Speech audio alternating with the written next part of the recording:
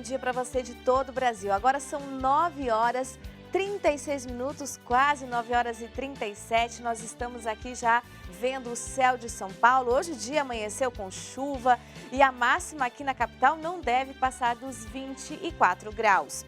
No Ângelus deste domingo, o Papa Francisco afirmou que o Senhor nos surpreende sempre e esta é a beleza do encontro com Jesus. Hoje a igreja celebra a memória de São João Bosco, patrono da Canção Nova. Aqui em São Paulo, dezenas de pessoas foram afetadas com as chuvas do final de semana. Lá de Belo Horizonte, a expectativa para o jogo da Seleção Brasileira, que será amanhã. Essas e outras notícias daqui a 2 minutos. Vamos para um breve intervalo com imagens de Campo Grande. Na capital do Mato Grosso do Sul, o dia vai ser de sol com muitas nuvens e pode chover a qualquer hora. Os termômetros ficam entre 21 e 29 graus.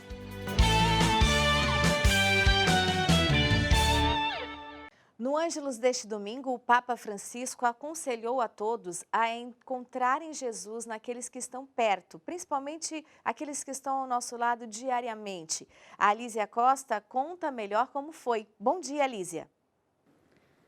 Bom dia a todos. Francisco comentou o evangelho em que Jesus não é bem aceito na sua terra, não acreditam em suas obras porque o consideram o filho do carpinteiro. O Papa destacou que Jesus mesmo assim não põe limites no seu amor. Mesmo sabendo que poderia não ser aceito, ele foi anunciar o evangelho na sua cidade.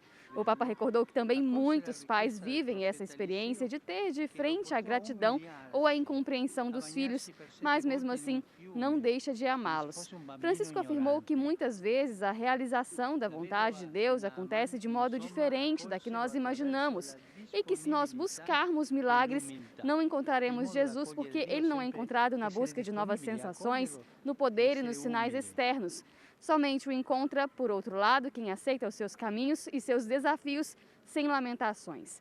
Jesus, disse o Papa, nos pede para acolhê-lo na realidade cotidiana, na igreja de hoje, nos necessitados, nos problemas da família, para acolher Deus ali onde Ele está e nos convida a nos purificarmos no rio da disponibilidade e em muitos banhos saudáveis de humildade. No final do Ângelus, o Papa fez um apelo por todos que têm hanseníase e disse manifestar proximidade aos que sofrem dessa doença e desejar uma verdadeira integração deles na sociedade, superando qualquer discriminação associada a essa doença. Por fim, o Papa saudou os salesianos pela festa de Dom Bosco, que se celebra hoje. Diz que tinha acompanhado pela TV a missa celebrada no Santuário de Maria Auxiliadora, em Turim, que foi celebrada pelo reitor Mor, Dom Angel, e disse que rezou com ele por todos e pediu para pensarmos neste grande santo, pai e mestre da juventude. Não se fechou na sacristia, não se fechou nas coisas. Saiu pela rua em busca dos jovens com aquela criatividade que o caracterizou. Felicidades a todos os salesianos e salesianas, disse o Papa. Também aproveito para dar as felicitações aos salesianos e também aos grupos que, como a Canção Nova, fazem parte da família salesiana. Um dia de muita festa para todos nós. De Roma, Lísia Costa, para o Canção Nova Notícias, edição da manhã. Muito obrigada, Lísia. Em Portugal, o Patriarcado de Lisboa divulgou o primeiro suposto caso de abuso ocorrido há mais de 30 anos. Nesta última semana, a Comissão Diocesana de Proteção a Vítimas de Abusos Sexuais do Patriarcado de Lisboa relatou ter recebido uma denúncia de abusos praticados há mais de 30 anos por um sacerdote que exerceu seu ministério nesta diocese, que está atualmente incardinado na Diocese de Vila Real. Após tomar conhecimento, o bispo de Vila Real, Dom Antônio Augusto de Oliveira Azevedo, esclareceu que o referido sacerdote foi informado dessa denúncia e afastado das atividades pastorais. Em cumprimento das orientações em vigor, será iniciada uma investigação prévia e feita a comunicação às autoridades judiciais competentes. Já em entrevista à imprensa, o bispo do Porto, Dom Manuel Linda, contou que a diocese recebeu 2 relatos de casos que seguem para a averiguação. Também em declaração a meios de comunicação, a Comissão Independente para o Estudo dos Abusos Sexuais contra Crianças na Igreja Católica em Portugal comunicou que desde o início dos trabalhos, há cerca de 2 semanas, já recebeu mais de uma centena de testemunhos de abusos. A pessoa com mais idade tem cerca de 85 anos e relatou fatos ocorridos há cerca de 70 anos. Há também adultos, hoje com 50 anos, e que revelam ter sofrido abusos entre os 8 e 10 anos de idade. E como bem lembrou a Lígia, hoje é o dia de São João Bosco, padroeiro da juventude e também patrono da Canção Nova. A Aline Messi vai conversar com um padre salesiano para entender como esses ensinamentos de São João Bosco podem ser vividos até os dias atuais. Bom dia, Aline. Bom dia, Adelita. Bom dia a todos que acompanham a Canção Nova Notícias. Isso mesmo, Adelita. Hoje eu estou aqui no Santuário Sagrado Coração de Jesus, que é a segunda casa dos salesianos no Brasil. Esse santuário foi construído em 1885, quando Dom Bosco ainda era vivo. Para entender um pouquinho da ligação dos salesianos com a história de Dom Bosco, eu vou conversar com o padre Roque Luiz Sibione. Bom dia, padre. Qual a ligação, quais são os ensinamentos de Dom Bosco que os salesianos aplicam hoje? Bom dia a todos vocês que nos acompanham pela TV Canção Nova. Os ensinamentos de Dom Bosco para nós hoje é justamente de ajudar a gente a compreender e a traduzir como nos dias de hoje, nos tempos de hoje, nós podemos educar e evangelizar as juventudes. Dom Bosco, quando iniciou o seu trabalho com os jovens nas periferias de Turim, lá em Valdoco, na Itália, ele quis ter ao redor dele também um grupo de pessoas que hoje nós chamamos de família salesiana, justamente para que os jovens pudessem sempre ter pessoas que pudessem ajudá-los. E a grande missão de Dom Bosco foi educar e evangelizar os jovens mais pobres, mais vulneráveis. E para isso, então, ele criou aquilo que nós chamamos de oratório de Valdoco, que era para esses jovens uma experiência de casa, de família, de escola, de igreja, de amizades, em vista justamente de que aqueles que poucos tinham pudessem ter não só formação civil, religiosa, cidadã, mas acima de tudo que pudessem também construir os seus projetos de vida. E o carisma salesiano hoje está presente em 134 países do mundo. E a nossa missão continua sendo educar e evangelizar os jovens a partir daqueles que têm menos condições, menos oportunidades para realizarem os seus projetos de vida. Muito obrigada, padre. Que nós possamos aprender muito com esses ensinamentos de Dom Bosco, né, Adelita? Voltamos aos estúdios. Muito obrigada, Aline. Agora a gente vai para um breve intervalo e a seguir os problemas causados pelas chuvas aqui no estado de São Paulo. A gente sai agora com imagens do Rio de Janeiro. Hoje tem sol e pancadas de chuva a qualquer hora do dia. A máxima pode chegar aos 33 graus.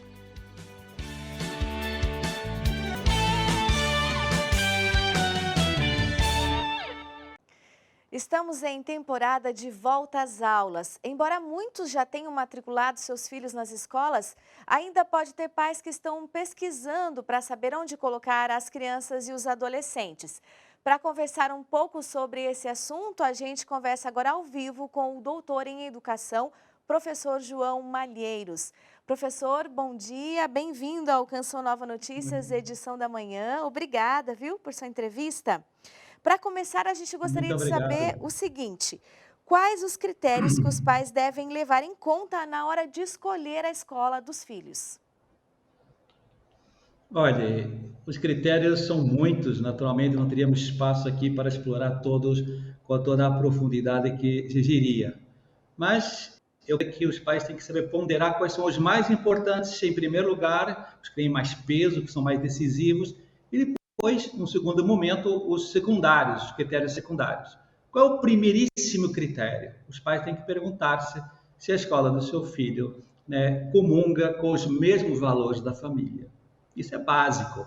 A pior coisa que uma criança pode sofrer na escola é perceber várias linguagens, é perceber várias linguagens morais, sabe? Então, naturalmente, se uma família diz para o filho, filho, é importante rezar quando a gente acorda, quando a gente vai nas refeições, quando a gente vai dormir, e a escola, por exemplo, despreza ou nem festa nenhum sentimento religioso no seu ambiente escolar, naturalmente a criança começa a ficar confusa e ela fica um pouco perdidona, e é preciso, portanto, os pais repensarem se essa escola é, de fato, a escola mais conveniente para educar completamente o seu filho.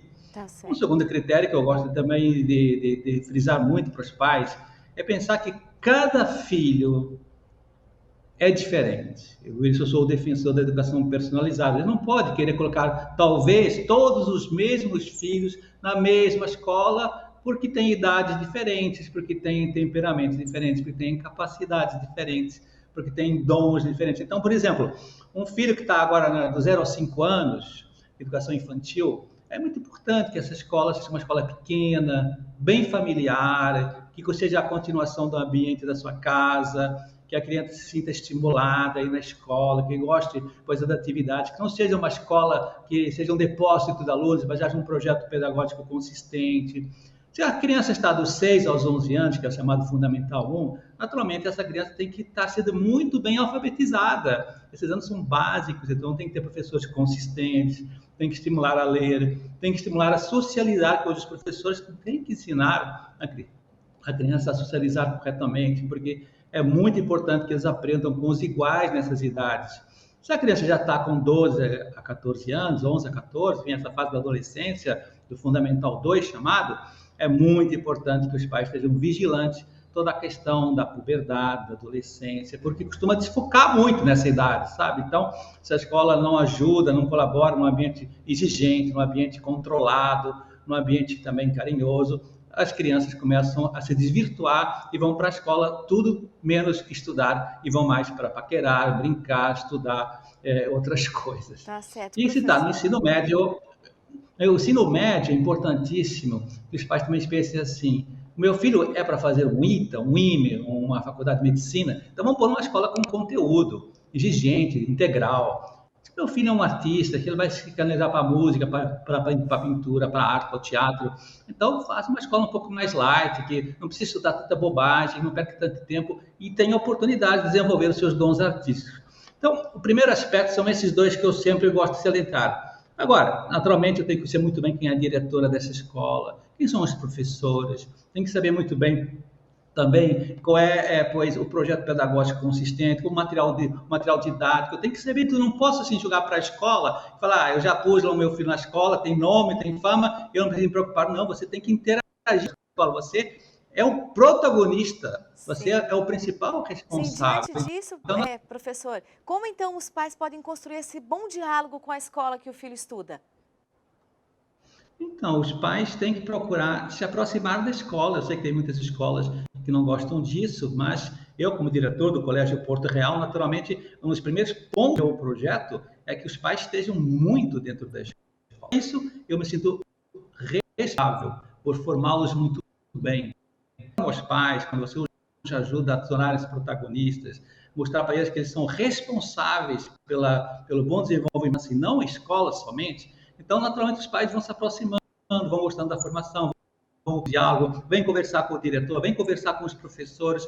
Então, nessa aliança, nessa parceria, a criança começa também a ficar orgulhosa. Pô, meu pai se interessa, meu pai participa, meu pai me ajuda, meu pai me acompanha na lição de casa, o meu pai sabe quais são as minhas notas. Tem pai que nem sabe que está, é uma coisa absurda. Naturalmente, quando a escola ajuda a família a se integrar, naturalmente essa escola, né, vai sentir essa família. E depois tem uma coisa fundamental que eu gosto também sobre uma criança não vai bem na escola sem a presença da família. Então, a escola tem que ajudar, de fato, a que a família inteira, o seu filho, afetivamente esteja motivada a participar. Sabemos que esse assunto, né, renderia muito mais, mas o nosso tempo aqui é curto. Muito obrigada, viu, professor, por essas dicas valiosas. Tchau. A gente fala agora das consequências das chuvas. As fortes chuvas que atingiram o estado de São Paulo no final de semana deixaram mais de 500 famílias desabrigadas e desalojadas e causaram, infelizmente, a morte de 21 pessoas. As cidades mais afetadas foram Arujá, Franco da Rocha, Francisco Morato, Embu das Artes, Várzea Paulista, Campo Limpo, Campo Limpo Paulista, Jaú, Ribeirão Preto, Capivari, Montemor e Rafard. A Defesa Civil pede que as pessoas procurem abrigo, evitem o trânsito nas vias cobertas por água, façam manutenção dos telhados e acompanhem os boletins meteorológicos. Em caso de chuva de granizo, é importante deixar o carro em local coberto para evitar danos. A chuva também deve continuar essa semana, podendo causar mais transtornos. Vamos conferir como fica o tempo hoje. Tempo firme no sul e oeste do Rio Grande do Sul. No leste de Santa Catarina, sol e chuva rápida. No norte do Paraná, pancadas de chuva ao longo do dia. E nas demais áreas da região, chuvas isoladas. Já no sudeste, tem chuva frequente sobre São Paulo e sul de Minas Gerais, podendo haver temporais. Nas demais áreas de Minas, Rio de Janeiro e no Espírito Santo, chuvas isoladas e com trovoadas. No centro-oeste, chove em vários momentos do dia, com risco de temporais em todo o Mato Grosso, sul de Goiás e norte do Mato Grosso do Sul. Nas demais áreas, pancadas isoladas. Para o norte, tem chuva em grande parte da região, principalmente no litoral do Amapá e sul de Rondônia, com potencial para temporais. Tempo firme apenas em Roraima e sul do Amazonas. Predomínio de sol com chuva rápida na faixa leste do Nordeste, entre o Rio Grande do Norte e Sergipe. Nas demais áreas, chuvas isoladas com maior intensidade no norte do Maranhão. Agora vamos falar de esporte. Amanhã, Brasil e Paraguai se enfrentam em Belo Horizonte em jogo para a eliminatória da Copa. A Monize Amorim tem mais detalhes. Bom dia, Monize. Bom dia, Delita. Bom dia a todos. A seleção brasileira já está em Belo Horizonte para o jogo que acontece amanhã contra o Paraguai, às 9h30 da noite, no estádio Mineirão. Essa partida é válida pelas eliminatórias da Copa do Mundo, que acontece esse ano no Catar, entre os meses de novembro e dezembro. Vale lembrar que esse jogo para a seleção brasileira é muito mais uma chance para o técnico Tite testar as peças, testar os jogadores, uma vez que a seleção brasileira já está classificada para a Copa do Mundo. Já a seleção paraguaia precisa dessa vitória, uma vez que ela é vice-lanterna das eliminatórias com apenas 13 pontos. A seleção brasileira, ela desembarcou aqui na capital mineira na última sexta-feira, mas desde sábado já realiza os treinamentos com todos os jogadores na Toca da Raposa 2, que é um dos centros de treinamento do Cruzeiro. Essa será a primeira partida, o primeiro encontro da seleção canarinho com a torcida brasileira em 2022. Até o momento, mais de 30 mil ingressos já foram vendidos. Os preços desses ingressos variam entre R$ 80 e R$ 300. O torcedor que vier acompanhar a partida aqui no Gigante da Pampulha precisa apresentar o comprovante de vacinação com esquema vacinal completo contra a Covid e teste negativo para a Covid-19. De Belo Horizonte, Monize Amorim para o Canção Nova Notícias, edição manhã. Tá certo, obrigada, Monize. Agora a gente vai para um breve intervalo, mas antes vamos dar uma olhadinha no céu da capital federal. Em Brasília tem sol com algumas nuvens, chove rápido durante o dia e a noite. Os termômetros ficam entre 17 e 28 graus.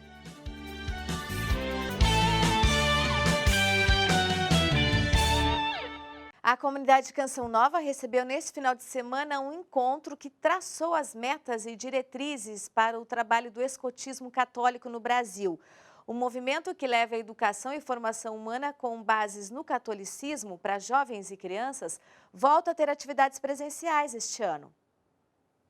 Os comissários nacionais do escotismo católico brasileiro se reuniram ao longo de todo o fim de semana na comunidade Canção Nova, em Cachoeira Paulista, para discutirem os assuntos que devem ser colocados em prática ao longo de todo o ano de 2022.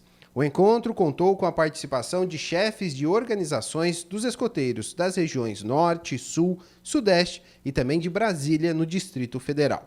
Marcos Joubert, comissário-geral dos escoteiros, comenta sobre os trabalhos e fala sobre as possíveis mudanças em relação aos anos anteriores que devem ser colocadas em prática neste ano. Com relação aos anos anteriores, a gente tem assim um saldo extremamente positivo, porque nós abordamos também questões do seguro, da associação, tivemos uma reunião com os comissários federais, onde um comissário é da França e a outra comissária é da Bélgica, também apresentando a eles, da nossa federação, os passos dados aqui no Brasil e do escotismo católico. 2022, como todos estão esperando, atividades presenciais, acampamentos, as crianças também estão esperando isso. Então nós esperamos assim um caminho de muita atividade, de muita adesão das crianças e também dos pais e também da Igreja do Brasil. O Canção Nova Notícias fica por aqui. A gente encerra a edição de hoje com imagens do céu de Salvador. Um bom dia, até amanhã. Continue ligadinho na Canção Nova.